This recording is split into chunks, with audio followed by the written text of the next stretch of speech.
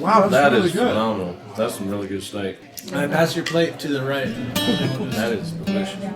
This National Truck Driver Appreciation Week, we wanted to better understand the men and women that keep our economy moving. So we reserved a table at Saskatoon in Greenville, South Carolina. We called a couple truckers to join us.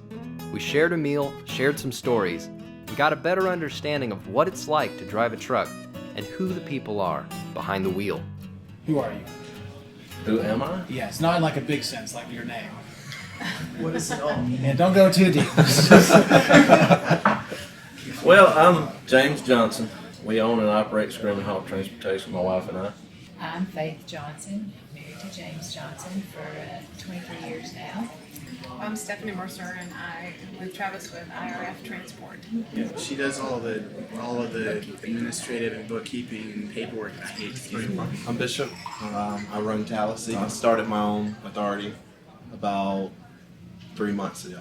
So it's a hard gig. What do you love about this?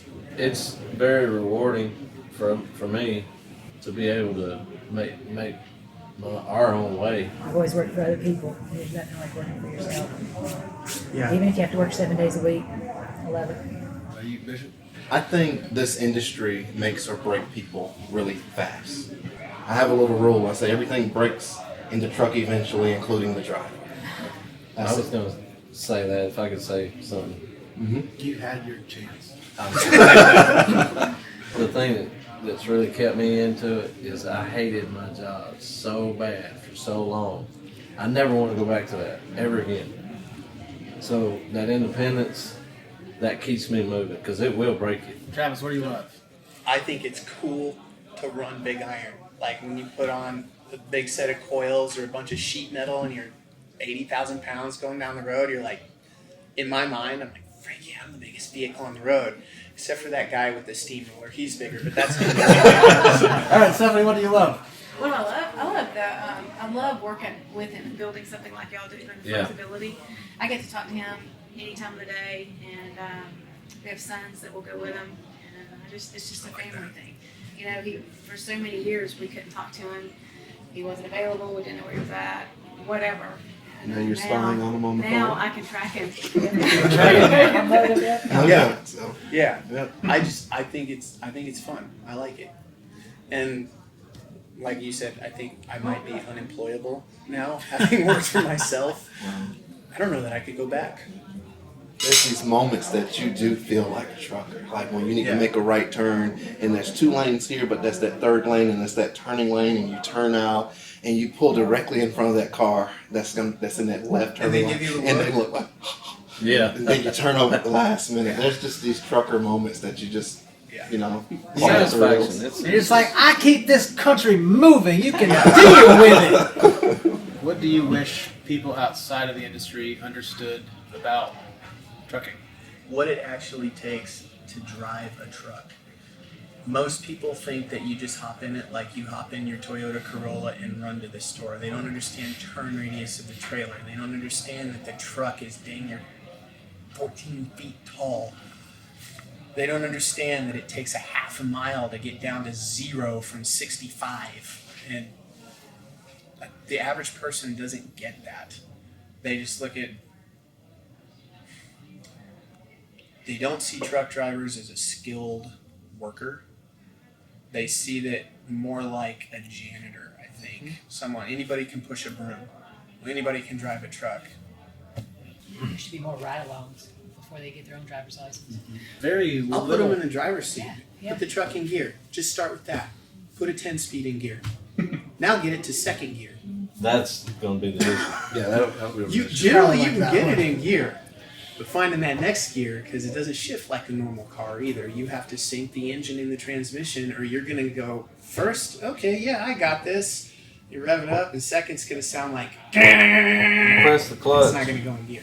You're trying to put it in gear and it's not going to go. No. Well, I wish they would understand that truck drivers are not gold mines walking around. We are treated worse than normal people. We can't pull into the Walmarts without them threatening to tow the trucks. The truck stops are made to where you gotta darn near pay for anywhere you park now. And then a So- premium for the good spots. Yeah, well, I love that. well, here's the thing. Some of them is only paid spots. Yeah. So you park in one of those paid spots, they come knock on your door if you didn't pay, so they can move you. Your clock says you can't move right now. So you move that truck, you're in violation of this. It's so easy to do this wrong. So we're not made of money, and everything we do is wrong. We're early, we're wrong. So you show up late, you're wrong. Everything you do seems to be wrong, and the people can't show the appreciation that they need. So when there are people out there that appreciate truck drivers, and when you find them, it's a world of difference. It's a few and far between. You'll actually take less money to haul to go back to that place. For real. Yeah. Well, you can't account for the mental exhaustion and just the tax of dealing with some of those things. Like the money at that point, the money doesn't pay for that. Yeah, you you can't. can't buy that. People don't understand sometimes what we go through as truck drivers, and I tell them these things. I said, you get upset with your drive to work. What if your drive to work never ends? Yeah. 20 minutes. I said, do you know how to count 600 miles down for the day? They're like, that would bother me. I said, that's the thing. I don't think about the 600 miles for the day. That's the only way I get through the day. Because when you're counting miles, it go by 1 mile at a time. Yeah. So Our time is something that needs to be respected as well. Holding us up at a shipper, holding us up at it. We're regulated by the federal government to a certain amount of time. And when we start our time clock, it don't stop. So if we're held up for 3 or 4 hours, then that's 3 or 4 hours of our day that's taken from us. and you might be late to your consignee because of that, and you will get treated differently when you get there because of something that had nothing to do with you. That's right. That happens every single day. Just about. Just had a driver back to this week. He was 8 minutes late. They made him left out sit there for 3 hours. for being 8 minutes 8 late. minutes late. Mm-hmm. Why do you think there is that antagonism? I don't know. I really don't. It's not their company. I have no clue. I mean, there's a place in Fountain Inn called ZF Transmission, and you show up there late, you're like 4 hours behind now because they're going to make you wait. Now, the doors are all empty. There may be 10, 12 trucks there. That's the way this was. And they pull them all in, and every truck is unloaded inside of 10 minutes. And you're just sitting there. You watched all of them go in, and you watched all of them come back out, and you're still sitting there. Do you think they do that on purpose to try to Yes. teach you a lesson? Yes. Which lesson, though? Yeah. Well, yeah. That now I'm late for the next load, too? So what would you communicate to whoever's calling that shot? Whoever's saying make them wait. Every- That'll teach them. Everything that we can communicate only makes it worse. Asking the question takes that attitude and turn it up. It's like we are treated as germs or something because trucks have to have lanes that don't make sense. We can't be in the left lane. Well, why? The right lane is the one that everybody That's kind of merging. keeps stopping because they're getting off the highway. We're going 400 miles. There's no reason to not be in this lane. Well, that's for people to go fast and then slam on brakes in front of you over here. We like that model. I called the Yeah. Atlanta DOT I feel like one it's- time to suggest that they lift the truck restriction. It's just crazy. Like sure I they said, took it into that consideration. even companies are separating drivers and dispatchers. Like literally, there's always a counter. There's always a window that can be closed. There's something that separates the truck drivers. The truck driver is the most isolated in this. And So- the most crucial. Yeah, without Like losing nothing, the rest of it works. nothing can happen. None of the things that the people are doing can happen if you don't do your part. So at any point when something goes wrong, it's automatically our fault. Yeah, you can count on that. So I've sat there for 5 hours before waiting to get unloaded. One member of management changed, and every bit of it changed. A That's lot your of problem, that it's is management. top down.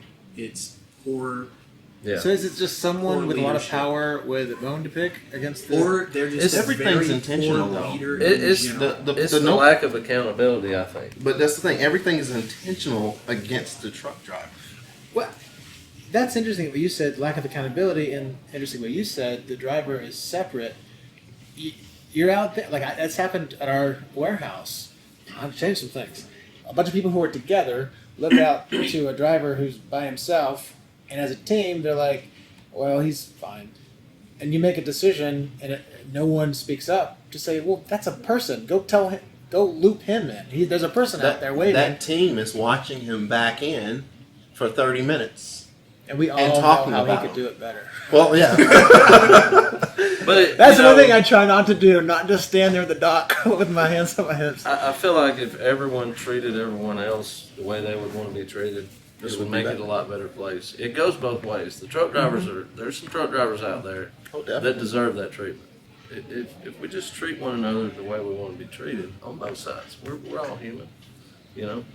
I will say on the late note, that's part of the reason that I constantly call people. I've never been made to wait for being late because as soon as I've known I was going to be late, You let them know in advance. yeah, I called the broker, and if I have the number to the receiver, I called them already. Be like, look, dude, I'm 2 hours away. Is this going to be a problem? What do you need me to do? And most people are cool with it. Yeah, you're right. That communication Yeah. is huge. I will say this. Then you show up with beer. Don't show Do up we with need to keep beer? Don't at the show up warehouse? with beer. You cannot put beer in a commercial vehicle. However, you can walk across the parking lot there to the Walgreens where they sell beer. And You get beer and you bring it back to For them. these guys that are unloading your truck who got you in early to make sure you got to your next pickup for the day, and they like you after that. You have to buy a lot of stuff. I know all of you because you've bought stuff from us.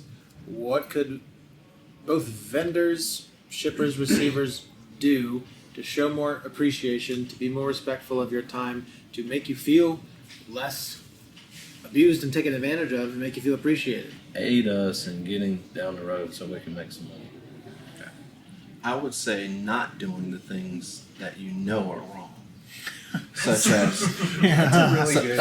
I'm in respect class 201, so I can do the basic not just us. well, here's Tell the you I thing: hate you. when you walk inside and it says receiving, and there's a window there, and you check in, and then you're like, y'all have a bathroom, and there's a bathroom right there, and it says not for truck Not for drivers. truck drivers. With a padlock on it. Yeah. Two Yeah. middle fingers. That's pretty much. Yeah, so when you go out of your way to hurt us, then if you just simply stop doing that, we'd be better. Wow. You don't have to go above and beyond. Just don't do what you're doing. That's pretty much it in a nutshell. Just treat truck drivers like any other customer that would come in the door. The bathroom thing is a real killer. Like, you see that a lot. Yeah, they detain you Like, for not for truckers. 4 or 5 hours. You have Yeah. nowhere to use the bathroom. You got a truck in front of you, a truck behind you. No water, sometimes, but that's kind of on you. Yes, you gotta prep yourself. Right, but a bathroom. And an empty water bottle becomes, never mind. Yeah, you're right. All right. I mean, Or a there. hole. Yeah, you're just Yeah. not resourceful enough. Well, Oh, I am. That's the thing. If you want truck drivers to stop, as you say, being nasty, then open your restroom back up. What are Yeah. we supposed to do? So, open the restroom back up. No one would have to cut a hole in the floor. That's Some people would do that. he wanted Yeah, to. Let's yeah. be honest. Yeah. Wanted to. You shouldn't have to, but Shouldn't have Can you imagine working on that truck? It'd be disgusting. crappy day. Yeah. Well, I'm going to commit to Carolina Tarps having the best bathroom you've ever tinkled in.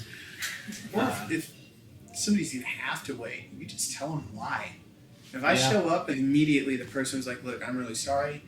It's gonna be about 2.5 hours. We had a crane go down, and the guys are there fixing it right now, but we can't do anything until that crane is up." And so they just tell that's you, just like, that's just being respectful, and they know Yeah. truck drivers talk, so everyone Yeah. will know by telling one. yeah. So And we're like, okay, I'm okay with that. Yeah, That's the same yeah, as I'm- me calling you and saying there was a car wreck in Atlanta. I'm gonna be 3 hours late. Okay. Yeah. I delivered to a Coca-Cola plant in Orlando, and they were very strict on the appointment time. It's like 4:45 in the morning. The appointment time's like 5. I'm at the glass. There's a sign on the glass that says what? I hate you, Trevor. Don't knock on the glass. Do not You knock know. on the glass. So so I'm at the glass, and they come walking in there, and she's doing something. She doesn't acknowledge me. at all for 30 minutes. The moment she opens the glass, before she even looks at what I have, there's a stamp machine right there. My paperwork goes under the stamp machine. I am now late. And I've been standing there the whole time. How'd that happen? Mm-hmm. Thomasville, North Carolina, at the Lowe's. Lowe's distribution center. Yep. Yep. If you're not there 30 minutes early, you're late. Mm-hmm. Oh, but Yeah, somewhere I've else, been if there. you're 30 minutes early. But they have You get decided service. to hold a company-wide meeting on me for 2 hours and left me sitting out there. But Beautiful. that's okay, you know. And that sign that's out there that says you need to be here untarped by your appointment time. Right. That's not something you find out until you get there. Oh yeah. They say be there by a certain time. You're there. Next thing you know, you're marked down as late there. And if there's a line of trucks trying to get in, you're late. Same with the Home Depot in Savannah. One of the regular brokers I work with, when I tell him about the, like, you don't know you're not supposed to be tarped, he flies off the handle on that stuff. He sends you their list of special instructions. Love working with him. His name's Ryan at Logistic Dynamics. She's like, if I have to have you do anything other than strap, tarp, and drive, he said, I'm failing at my job. That's how I feel. Well, you know, people work for me. Yeah, knows they too. should know. Yeah. Like everything you know. Our they job should- is to provide them with the necessary tools to do their job. And that's part of it, instruction. I am so appreciative, and this is super insightful. Everything in this room, in our homes, was on a truck at some point, and it doesn't get moved without somebody moving it and taking care of it and being awake and competent to move it. I want to make sure that as a company, we are giving back to your community and advocating for you, and golly, having a bathroom available. Something as simple as that. You could put up signs. Yeah. Restroom this. Right, yeah. There you go. Yep. It's Yeah. Real simple. Well, just knowing that, like, that's not common. Just the basic level, you would get more respect just walking around Walmart than you would the second you become a crucial part of the economy. Yes. Weirdly enough, out of this, I really want some light to be shown on the industry and how that feels to deliver a crucial service and then be treated like that. Well, thank you for the dinner Yeah. and the conversation. That was we didn't It's say been different. I haven't done anything like this before. Yeah, me neither. In small chunks at the warehouse, but you know, everyone's all like trying to get back up. Well, this You're place right, is some of new them- to all of us, so Yeah. I mean, this is Well, maybe we can get together and do it again sometime. Yeah, totally.